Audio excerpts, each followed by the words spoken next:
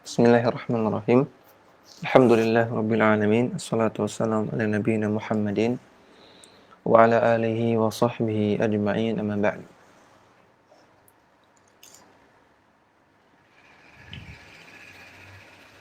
Kembali kita membahas kitab At-Tauhid, kitab At-Tauhid karya Syekh Shalih bin Fauzan Al-Fauzan hafizahullah taala. Nah, kemarin kita sudah membaca penjelasan tentang bahwasanya tauhid adalah tujuan diciptakannya manusia dan jin. Dan juga beliau jelaskan bahwasanya manusia awal mulanya semuanya bertauhid. Tidak ada yang berbuat kesyirikan. Kemudian di zamannya Nabi Nuh, manusia pertama kali terjadi kesyirikan.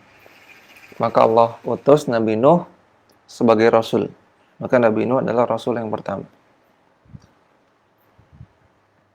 Disebutkan di penjelasan sebelumnya.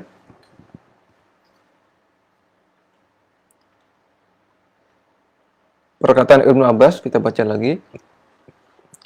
Ibnu Abbas mengatakan, kana baina Adama wa Nuhin alaihissalam asyratu qurun. Antara Nabi Adam dan Nabi Nuh alaihissalam ada 10 generasi. Kulluhum alal Islam, semuanya di atas Islam. Maksudnya semuanya bertauhid. Qala Ibnu Qayyim mengatakan, wa hadzal qawlu huwa shawabu qat'an. Inilah pendapat yang tepat. Inilah pendapat yang tepat. Fa inna qira'ata Ubay ibn Ka'b yakni fi ayatil Baqarah. Karena bacaan Ubay bin Ka'ab maksudnya di surat Al-Baqarah. Nah, kita lihat lagi. Surat Al-Baqarah ayat 213. Sudah lihat suratnya? Allah Ta'ala berfirman, kana an-nasu ummatan wahidah faba'atsallahu an-nabiyyina. Dahulu umat itu umat yang satu, hanya ada satu umat, itu umat Islam. Kemudian setelah itu Allah utus para rasul, para nabi. Nah, ini kata Ibnu Qayyim, dalam qiraahnya Ubay bin Ka'ab ada tambahan. Kana nasu ummatan wahidah fakhtalafu. Ya, kalau di ayat yang cantumkan di sini nggak ada, ya kan? Antara wahidah dengan faba'atha itu nggak ada apa-apa. Namun dalam qiraahnya Ubay bin Ka'ab, Ubay bin Ka'ab juga sahabat Nabi.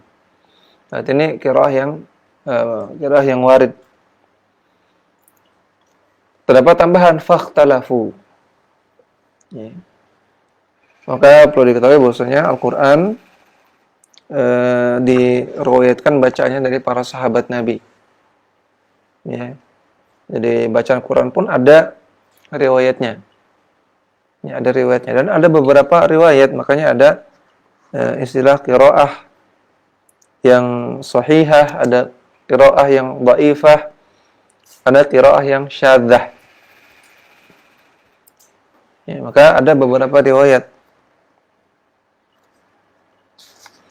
Nah, dan riwayat yang kita baca ini, kana nasu ummatan wahidah, ini riwayatnya Abdullah ibnu Abbas.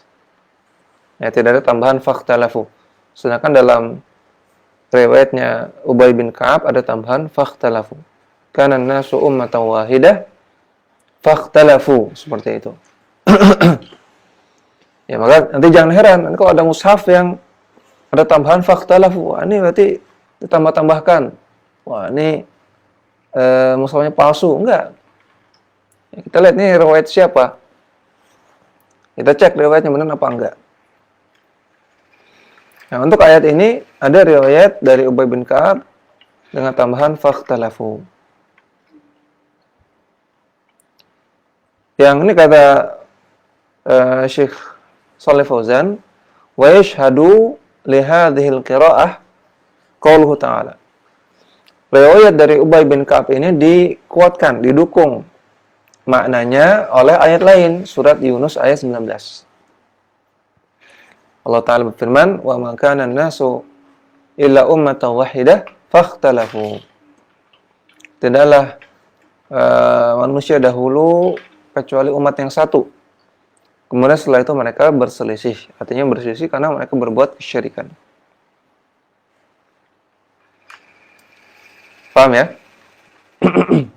Kemudian Syekh Shalih Fauzan mengatakan, yuridu rahimahullahu anna bi'itsata an-nabiyina sababuha al-ikhtilafu amma kanu alaihi min ad-din as-sahih.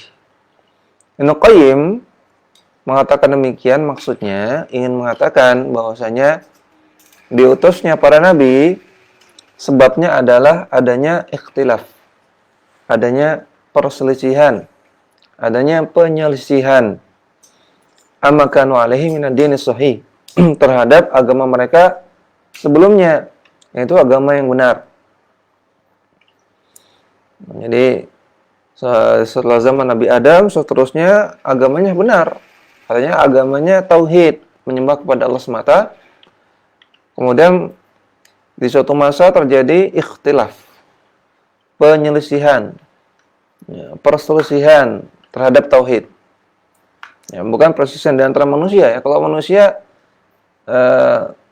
kata Allah Subhanahu wa taala, "Wala yazaluna mukhtalifin." Mereka selalu berselisih. Manusia itu selalu berselisih. Sejak zaman Nabi Adam sudah berselisih. Namun di sini maksudnya berselisih dalam masalah tauhid. Ada yang bertauhid, ada yang berbuat syirik.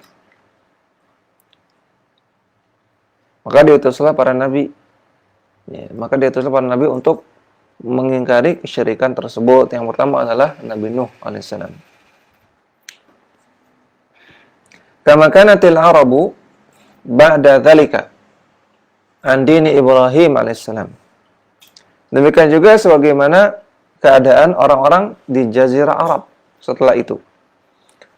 Ya, mereka awalnya berada di atas agamanya Nabi Ibrahim alaihissalam. Hatta ja'a Amr ibn Luhai al-Khuzai. Sampai datanglah seorang yang bernama Amr bin Luhai al-Khuzai. Faghayyara dina Ibrahim. Maka kedatangan Amr bin Luhai al-Khuzai ini mengubah agama Nabi Ibrahim yang dipraktekkan oleh orang-orang Arab.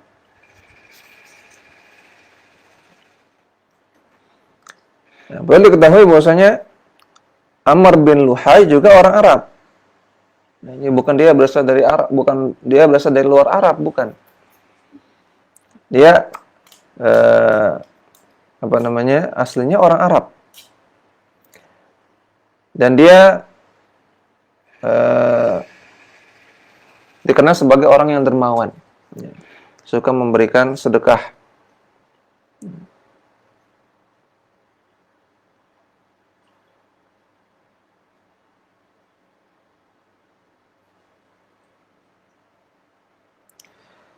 Kemudian suatu hari Amr bin Luhai itu pergi ke Syam. Jadi aslinya di mana? Aslinya di Mekah, di Arab. Kemudian dia pergi ke Syam. Syam itu daerah utaranya Arab. Suriah, Lebanon, sana. Palestina. Daerah sekitar situ. Nah, di sana dia melihat orang-orang di Syam ada yang menyembah berhala. Ya, menyembah berhala. Kemudian juga melihat banyak ajaran-ajaran lain di Syam. Nah, oleh karena itu dia merasa, wah ini kok unik gitu ya. Merasa kok wah aneh ini. Maka dia pun membeli berhala di sana di Syam. Dibawa ke Arab, dibawa ke Mekah. Nah, sehingga datanglah dia membawa berhala. Nggak tahu. Jadi dia ke Mekah bawa berhala dari Syam. Makanya tadi kata Syekh di sini hatta jaa Amr bin Luhai al-Khuzai, sampai datang Amr bin Luhai al-Khuzai dari mana? Dari Syam. Namun dia aslinya orang Arab. Dan selain itu juga Amr bin Luhai al-Khuzai dia menjadikan unta sebagai binatang yang keramat, mengkultuskan unta. Yang diantara yang ajaran yang dibawa oleh Amr bin Luhai. Selain bawa berhala, juga dia mengeramatkan unta. Unta dianggap sebagai binatang yang keramat. Nah, inilah awal mula terjadinya kesyirikan di Jazirah Arab. Ya. Aslinya memang mereka di atas agamanya Nabi Ibrahim, di atas millah Ibrahim, di atas Hanifiyah, agamanya Nabi Ibrahim. Namun setelah itu Allah takdirkan ada orang namanya Amr bin Luhai al-Khuzai yang dia membawa kesyirikan ke Jazirah Arab. Nah, setelah itulah berkembang kesyirikan di Jazirah Arab dengan berbagai macam bentuknya. Ya, makanya dalam hadis disebutkan bahwasanya Amr bin Luhai yajurru qusbahu finnar. Dia menyeret ususnya di neraka jahanam. Ya. Di antara azab yang dia terima di akhirat nanti, dia menyeret ususnya, artinya dia jalan atau merangkak atau bagaimana, ususnya keluar, tercecer. Usus itu bagian tubuh yang di dalam perut ya, yang panjang-panjang, keluar. Tentunya sakit. Ya, kalau usus kita keluar sakit. Sakitnya luar biasa. Makanya nanti Amr bin Luhai al-Khuzai disebutkan dalam hadis yang sahih, dia menyeret ususnya di neraka jahanam. Waliyadzubillah. Kenapa? Karena beliau yang pertama kali mengadakan kesyirikan di Jazirah Arab. Maka selain ada amal jariyah, ada juga dosa jariyah. Orang yang buat dosa jariyah, maka dia mendapatkan ganjaran yang paling besar. Karena kata Nabi SAW, man sannata fil islami sunnatan sayyi'ah, falah wizruha wa wizru man amila biha min ghairi ayyan qusa min uzurihim syai'a. Ya. Barang siapa yang membuat kejelekan dalam Islam, maka dia akan mendapatkan dosanya dan dosa orang-orang yang mengikutinya, tanpa mengurangi dosa-dosa mereka yang mengikutinya sedikit pun. Maka orang yang membuat dosa jariyah, dia yang paling besar dosanya. Di antaranya Amr bin Luhai al-Khuzai yang dia telah membuat dosa jariyah dan dosanya adalah dosa syirikan. Kemudian kata Syekh di sini, wajalabal asnama ila ardil Arab. Dia membawa berhala ke negeri Arab. Wa ila ardil Hijaz, dan juga ke negeri Hijaz. Bisifatin khassah, dengan tata cara tertentu, dengan bentuk tertentu. Fa'ubidat min dunillah, maka setelah itu berhala pun disembah selain Allah Subhanahu wa taala. Wa antashara syirku fi hadhil biladil muqaddasati, dan tersebarlah kesyirikan di negeri yang suci ini. Karena negeri Mekah, negeri yang suci. Sana ada Ka'bah ya, yang dibangun oleh Nabi Ibrahim dan Nabi Ismail, yang dia sejak dahulu sudah menjadi tempat ibadah untuk menyembah Allah Subhanahu wa taala. Negeri yang suci. Dan semua kabilah mensucikan, artinya menganggap negeri Mekah ini negeri yang suci.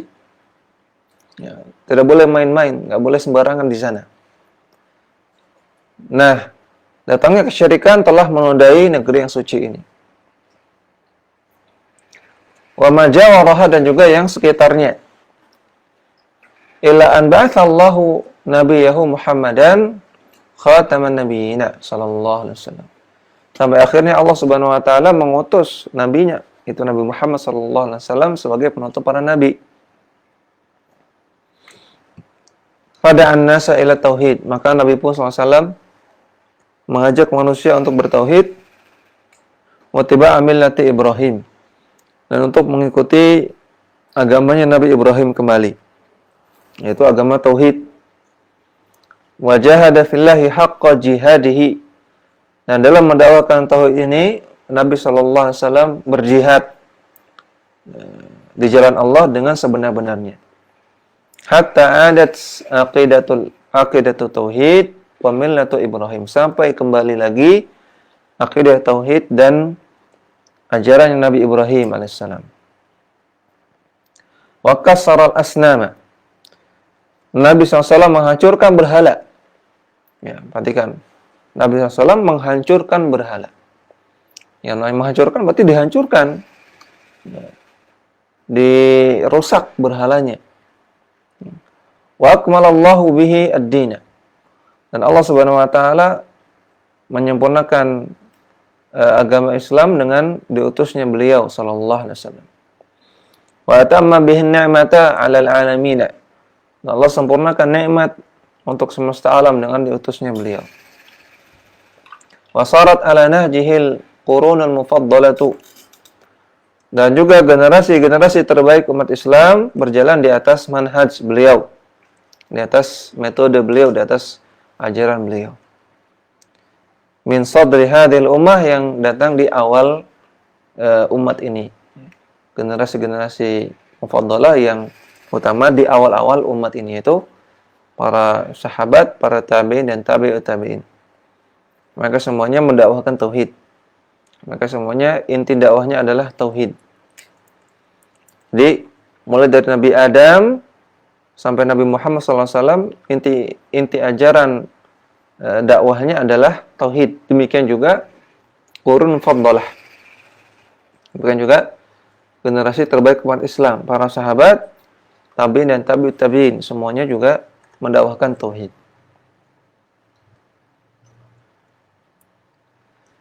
Ila an fashal jahlu ila al-qurunil mutaakhirah, sampai akhirnya tersebarlah kejahilan di kurun-kurun belakangan, di generasi belakangan.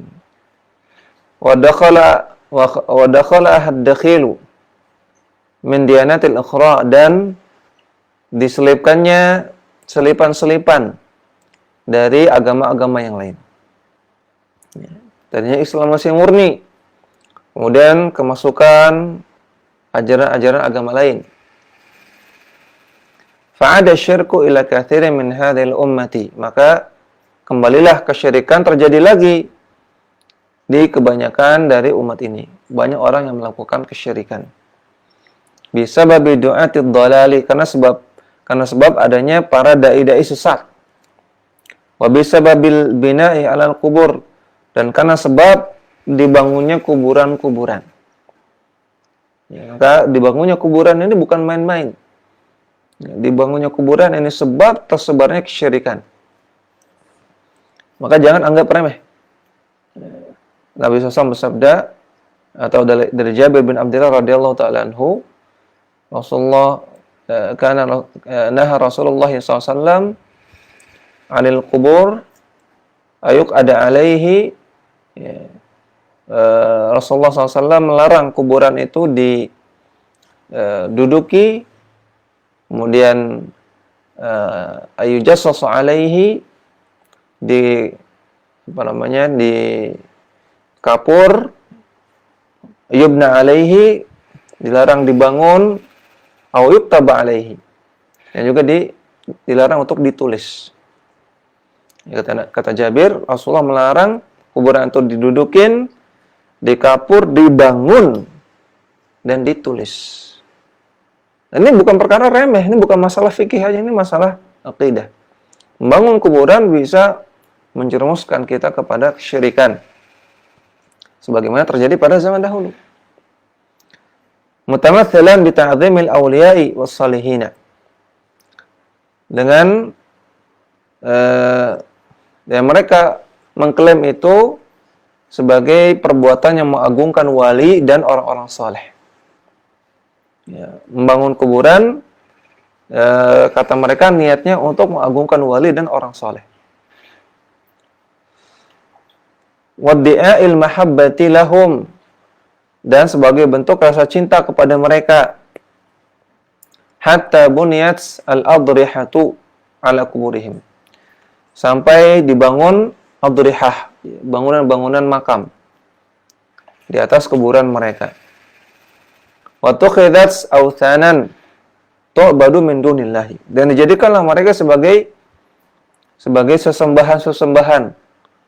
Ya, authan berbeda dengan sonam. Sonam itu artinya berhala. Kalau authan, ya, sonam atau jamaknya asnam, wathan jamaknya authan. Ya, asnam berhala, authan semua yang disembah. Baik itu pohon, batu, termasuk kuburan. Kuburan kalau disembah menjadi authan. Yang disembah selain Allah Subhanahu wa taala bi anwa'il qurabati, dengan berbagai macam bentuk ibadah. Min du'ain, baik itu ibadahnya doa, berdoa di kuburan. Berdoa di kuburan ini ada beberapa bentuk, ada beberapa rincian. Tidak semuanya syirik. Ya. Kalau berdoa di kuburan, berdoanya kepada Allah Subhanahu wa taala, namun dengan keyakinan berdoa di situ afdal dan lebih manjur, maka ini adalah kebid'ahan, namun tidak syirik. Berdoa di kuburan, tujuannya apa tadi? Ya, berdoanya kepada Allah, bukan kepada kuburan, bukan kepada mayit. Mintanya kepada Allah, namun berkeyakinan di sana afdal, lebih utama daripada doa di rumah, daripada di masjid, di kuburan, lebih utama. Ya. Dan lebih manjur, punya keyakinan kalau doanya di sana, di samping kuburannya wali fulan, lebih manjur. Maka ini bid'ah, namun tidak syirik. Kalau berdoanya berkeyakinan yang ngabulkan itu Allah, mintanya kepada Allah, namun si mayit ini, si wali ini sebagai perantara, ya, sebagai wasilah, sebagai perantara, maka ini syirik. Ya, ini syirik. Sebagaimana kelakuan orang-orang musyrikin. Orang-orang musyrikin menyembah berhala itu tujuannya sebagai syafi'. Ya, haula syufa'una indallah. Mereka mengatakan berhala-berhala ini adalah syafi'. Syafi' artinya wasitah, wasilah, perantara antara dia dengan Allah Subhanahu wa taala. Maka kalau menjadikan wali ini sebagai perantara antara dia dan Allah Subhanahu wa taala, syirik. Apalagi kalau dia doanya kepada si mayit. Ya, doanya kepada si mayit. Wahai Mbah Fulan, wahai wali Fulan, mudahkan jodoh saya. Maka ini mintanya kepada mayit. Maka ini syirik akbar. Wastighathatin, dan istighathah. Istighathah artinya talabul ghauth. Ya, ghauth itu artinya al-aunu fi syiddah. Ya, pertolongan di masa-masa genting. Ya, berarti minta pertolongan di masa genting. Seperti masa wabah seperti ini, bencana alam. Ketika kita bangkrut, miskin, genting, gak punya uang untuk makan, mintanya ke kuburan, makanya istighatsah. Ketika krisis moneter misalnya, mintanya ke kuburan, makanya istighatsah. Dan juga kesyirikan. Wadhabhin, atau menyembelih untuk penghuni kubur.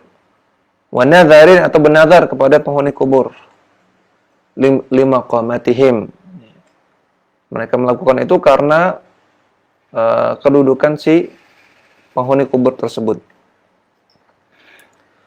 Wasummu asyirka tawassulan bisolihina, dan mereka menamai kesyirikan dengan nama tawassul kepada orang soleh.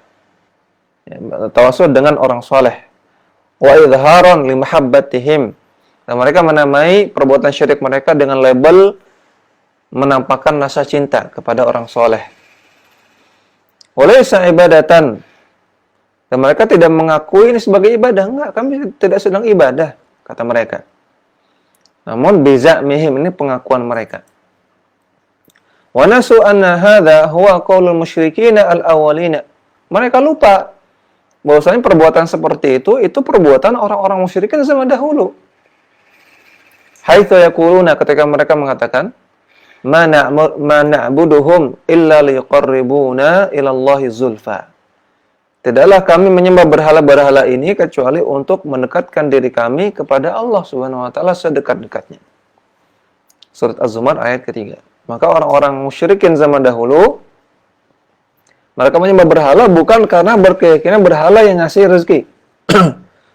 Bukan karena berkeyakinan berhala yang ciptakan mereka.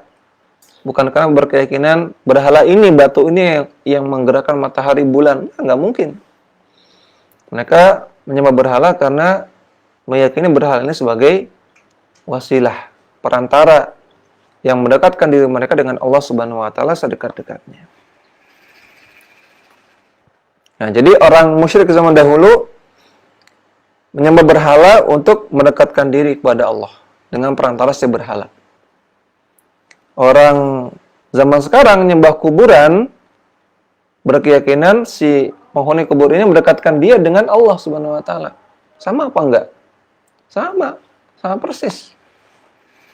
Ya, maka perbuatannya kedua ini sama syirik. Ya, syirik juga. Orang yang berhala di masa Nabi disebut musyrikin enggak? Disebut musyrikin. Walaupun niatnya dia untuk mendekatkan diri kepada Allah Subhanahu wa taala, tetap disebut musyrikin. Maka orang yang beribadah di kuburan dengan keyakinan demikian, bahwasanya penghuni kubur bisa menjadi wasilah, wasitah, perantara antara dia dengan Allah Subhanahu wa taala, maka sama, mereka juga musyrikin. Wa ma hadza asy-syirki alladhi waqa'a fil basyariyyati qadiman wa hadithan fal aktsariyatu minhum yu'minuna bi tauhidir rububiyyah. Walaupun dengan kesyirikan yang mereka lakukan itu yang terjadi di kehidupan umat manusia terdahulu maupun zaman sekarang, namun fal aktsariyah, kebanyakan mereka mengimani tauhid rububiyah.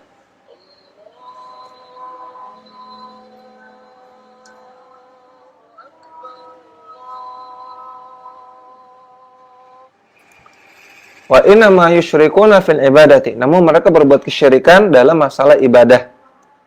Kama qala ta'ala, sebagaimana Allah Ta'ala berfirman, wa ma yu'minu aktsaruhum billahi illa wa hum musyrikun. Dan tidaklah kebanyakan mereka beriman kepada Allah kecuali mereka berbuat kesyirikan. Surat Yusuf ayat 106. Walam yajhad wujud ar-rabbi, dan mereka tidak menolak adanya Allah, adanya Rabb. Mereka tidak menolak eksistensi Allah Subhanahu wa taala. Illa nazrun yasirun minal basyari, kecuali sekelumit orang saja, sedikit orang saja.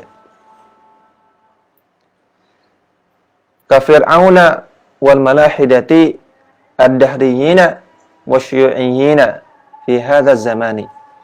Seperti Fir'aun, seperti orang-orang ateis yang dahriyin, yang mereka punya keyakinan yang menghidupkan dan mematikan adalah dahr, waktu. Dan juga syu'iyyin, orang-orang komunis yang ada di zaman sekarang. Jadi kebanyakan orang musyrikin meyakini Tuhan itu ada, Allah itu ada. Mereka tidak menolak eksistensi Allah. Namun mereka berbuat kesyirikan dalam masalah ibadah. Artinya mereka selain menyembah Allah, juga menyembah yang lain. Seperti orang Nasrani, dia mengakui ada Tuhan Bapa. Tuhan Bapa itu Allah Subhanahu wa taala. Namun mereka juga menyembah Tuhan Ibu, ya, menyembah Bunda Maria, juga menyembah Yesus, menyembah Nabi Isa alaihissalam. Namun mereka meyakini ada Allah, ada Tuhan Bapa. Nah, orang-orang yang tidak meyakini adanya Rabb sedikit saja. Kalau di total dari manusia paling pertama sampai terakhir, sampai zaman sekarang yang tidak mengimani eksistensi Tuhan sedikit sekali. Di antaranya tadi orang-orang ateis, mulhidun, ya. Malahidah, mulhidun, orang-orang ateis. Kemudian syuyu'iyun, orang-orang komunis. Ya. Komunis ini punya keyakinan dalam masalah akidah, keyakinan ateis.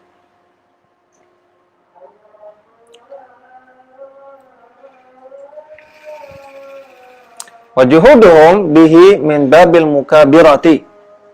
Ya, mukabarah. Min babil mukabarati. Penolakan mereka terhadap eksistensi Tuhan, ya, mereka menolak adanya Allah, adanya Tuhan. Ini pun sebetulnya karena mukabarah, karena sombong. Dalam hati kecil mereka meyakini. Mereka sombong, tidak mau meyakininya. Wa illa fahum muttarruna lil iqrari bihi fi batinihim. Namun sebetulnya mereka muttarrun, mereka secara naluriah ya, sudah intuitif menetapkan adanya Allah, adanya Tuhan fi batinihim dalam hati mereka. Wa qararati anfusihim dan dalam hati kecil mereka. Kama qala ta'ala, sebagaimana Allah Ta'ala berfirman, wajahadu biha wastaiqanatha anfusuhum. Mereka menolaknya. Mereka menolak adanya Allah dalam lisan mereka, namun wastaiqanatha anfusuhum. Jiwa mereka meyakininya. Zulman wa uluwan. Mereka menolak karena zalim dan karena sombong. Surah An-Naml ayat 14. Ya, maka Fir'aun, kemudian orang-orang ateis, ya, orang-orang komunis, sebetulnya hati kecil mereka mengakui sudah naluriah. Walaupun lisan mereka mengatakan nggak ada, Tuhan tuh nggak ada. Ya, orang komunis itu punya cara untuk mengajarkan ateisme. Ya, anak-anak disuruh nutup mata. Ya. Kemudian tangannya suruh ditaruh di depan. Ya, kemudian suruh bilang, ya Tuhan, saya minta permen. Ya Tuhan, saya minta permen. Terus kemudian suruh buka mata. Permennya ada nggak? Nggak ada. Berarti Tuhan nggak ada. Nggak kata yang ngajarinnya, kata orang komunis yang ngajarin. Disuruh gini, merem. Ya Tuhan, saya minta permen, buka, permennya nggak ada. Berarti Tuhan nggak ada. Disuruh melakukan hal yang sama. Ya. Naruh tangan di depan, tutup mata, suruh bilang, Bu Guru, saya minta permen. Sama gurunya dikasih permen. Tutup mata, permennya ada. Berarti Bu Guru ada. Nah, ini permainan mereka, ya, orang-orang komunis untuk ngajarin ateisme, keyakinan tidak ada Tuhan. Ya, namun kalau mereka mikir, bagaimana mereka bisa ada? Bagaimana alam semesta ini bisa teratur? Matahari nggak nabrak bulan, bulan nggak nabrak matahari. Awan tuh nggak jatuh ke bawah, awan kok terbang-terbang aja di atas. Ya nggak? Cicak itu makanannya kok nyamuk. Cicak nggak punya sayap, makanannya punya sayap. Kok cicak nggak mati kelaparan? Kok manusia punya peredaran darah yang sempurna, ngalir dari atas ke bawah, dari bawah ke atas, bolak-balik begitu. Ini siapa yang ciptakan ini gitu? Apakah ada satu manusia yang menciptakan ini semua? Nggak mungkin. Apakah ada binatang yang menciptakan ini semua? Nggak mungkin. Pasti ada yang menciptakan. Itu Rabb semesta alam. Mereka nggak bisa mengingkari itu. Ya, jadi sebetulnya dalam hati mereka juga mengakuinya. Dan pernah ada suatu video ya, mahasiswa Indonesia kuliah di negeri Eropa ya, di Belanda atau di mana, yang dia mengatakan kebanyakan penduduknya ateis, Jerman atau Belanda atau mana. Kemudian yang mahasiswa ini Islam, orang muslim. Kemudian dia wawancarain teman-temannya. Ya.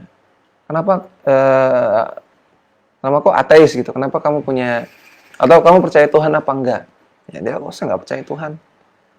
Ya, tapi kalau saya ujian tapi soalnya sulit, mungkin saya percaya Tuhan. Gitu. Kalau saya pas ujian di kampus kok soalnya sulit, mungkin saya percaya Tuhan. Kalau saya di pesawat, kemudian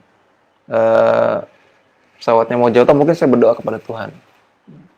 Ya mereka sendiri akui gitu ya. Mereka sehari-hari bilangnya nggak percaya Tuhan, tapi kalau kondisinya kepepet, mereka tetap secara nuriyah akan minta kepada Tuhan, akan minta tolong kepada Tuhan, pada Allah Subhanahu wa taala. Jadi ini di antara bukti-bukti yang menunjukkan bahwasanya orang-orang yang mengaku ateis pun mereka secara naluriah, secara intuitif mengakui adanya Allah, adanya Tuhan semesta alam. Mereka mengingkari karena sombong saja. Ya.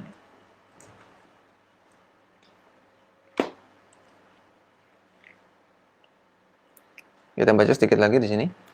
Wa quluhum ta'rifu anna kulla makhluqin la budda lahu min khaliqin. Akal mereka memahami bahwasanya setiap makhluk pasti ada yang ciptakan. Wa kullu mawjudin la budda lahu min mujidin. Dan setiap benda pasti ada yang menjadikan benda tersebut. Wa anna nidhama hadhil kauni al-mundabiti ad-daqiqi la budda lahu min mudabbirin hakimin qadirin alim. Dan bahwasanya pengaturan semua alam semesta ini yang sangat-sangat mundabit, yang sangat-sangat teratur, yang dakik, yang sangat-sangat teliti, pasti ada yang mudabbir, pasti ada yang mengelolanya. Hakimun qadirun alimun, yang mengelola itu pasti hakim, yang dia pasti paham aturan yang paling bagus untuk semesta alam. Qadir, maha kuasa, alim, maha mengetahui. Ya kan? Karena untuk ngatur negara saja, untuk ngatur negara supaya bisa teratur, itu butuh orang banyak.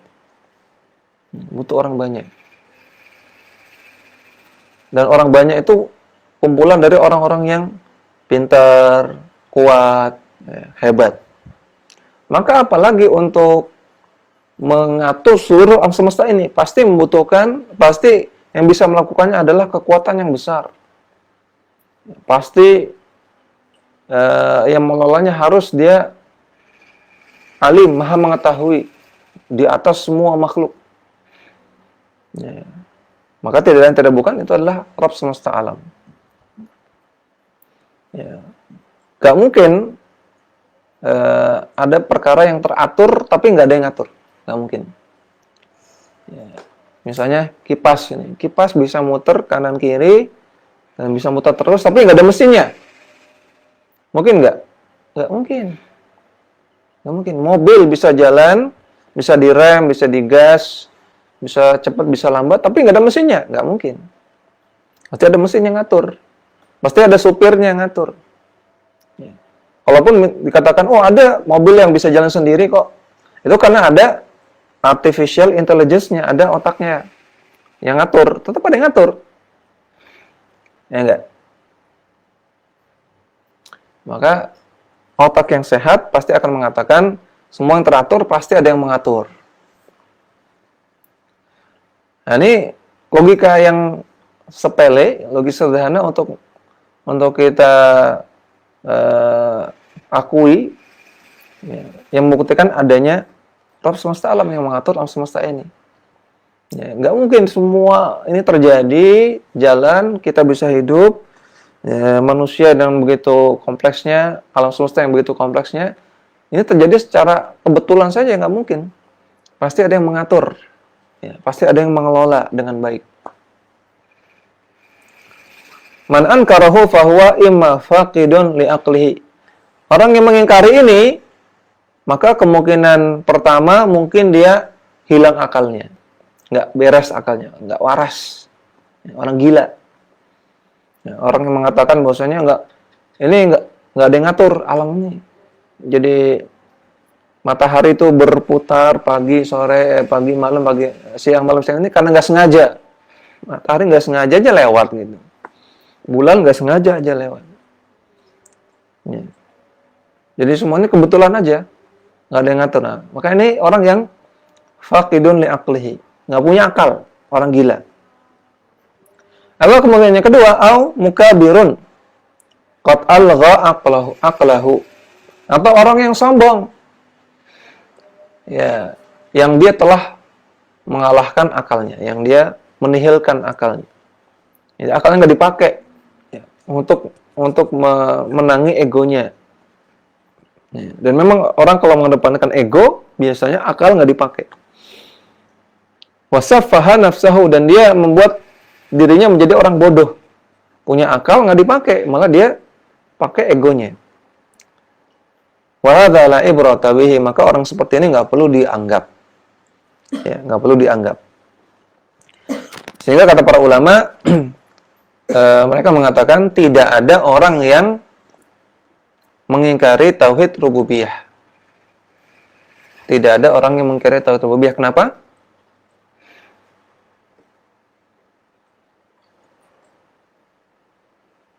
Kenapa alasannya? Bukan. Tidak ada orang mengingkari tauhid rububiyah. Padahal kan tadi ada kan? Orang komunis, orang ateis, Fir'aun. Kenapa para ulama mengatakan tidak ada orang mengingkari tauhid rububiyah? Jawabannya karena hadza la ibrata bihi, karena mereka ini nggak dianggap. Ya. Orang-orang yang ingkari tauhid rububiyah ini nggak dianggap. Kenapa nggak dianggap? Karena kemungkinannya cuma dua. Dia orang yang dungu, idiot, atau orang yang nggak pakai akalnya. Orang sombong nggak mau pakai akalnya. Maka orang seperti ini nggak perlu dianggap. Nggak perlu dianggap. Sebagaimana kalau kita ingin musyawarah, ya ini kita mau bangun jalan, ini mau dicor apa di aspal, musyawarah. Kira-kira orang gila kita tanya nggak? Ada orang gila lewat, mas gila, ini jalan mau kita cor apa mau kita aspal? Mau pakai semen atau mau pakai aspal? Nanti orang gila aja, oh kita pakai tepung aja. Oh, nanti kita pakai telur aja. Ya, jadinya jalannya pakai adonan tepung dan telur. Ini nggak mungkin, orang gila kita tanya, nggak dianggap, orang gila nggak dianggap. Dalam masalah ilmiah nggak dianggap. Masalah yang serius, masalah putusan yang urgen nggak dianggap.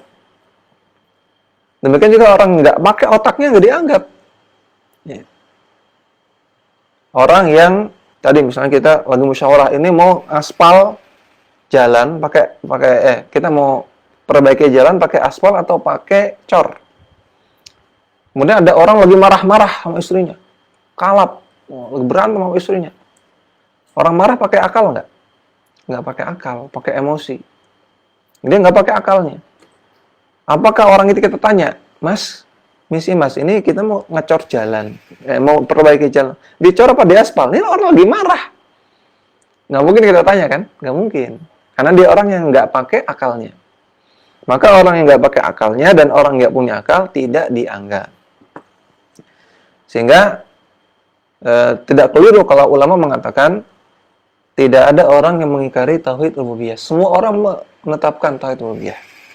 Semua orang menetapkan adanya Tuhan, adanya Allah Subhanahu wa taala.